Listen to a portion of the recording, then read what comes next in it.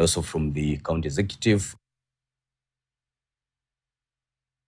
Tukiangazia taarifa inayofungamana na nyumba za bei nafuu ni kwamba serikali ya kaunti ya Embu imesema ardhi inayotumika kwa mradi wa nyumba za bei nafuu mjini Runyenjes ni mali ya umma, licha madai kuwa sehemu yake ni ya kibinafsi. Waziri wa ardhi wa kaunti hiyo Raymond Kinyua amesema taratibu zote za kisheria zilifuatwa kabla mradi huo kuanza na kwamba yeyote anayedai kumiliki ardhi hiyo awasilishe nyaraka zake kwa uhakiki. Aliongeza kuwa iwapo uchunguzi utabaini kwa sehemu ya mradi huo imejengwa kwenye ardhi ya mtu binafsi, wamiliki walioathirika watalipwa fidia kwa mujibu wa sheria.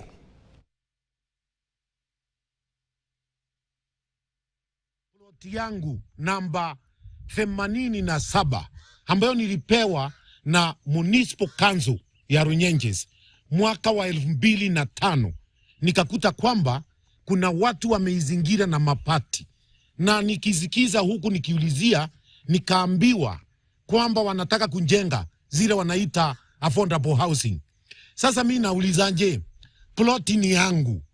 Ni nani ambaye alikunja kuniomba ama kuniuliza aweke nyumba hapa kwa ploti yangu? Land ownership ni stakabadhi zile uko nazo.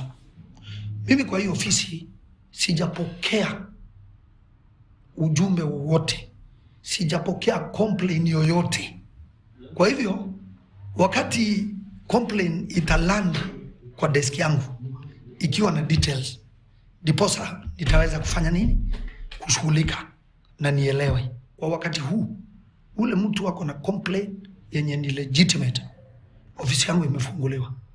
Na vile vile kama basi serikali imeingia kwa shamba binafsi, tunajua vizuri kuna processes zile zinafuatwa, kwa sababu kulingana na stakabadhi ambazo ziko kwa wakati huu zinaonyesha mahali hiyo mradi iko ni shamba ya serikali.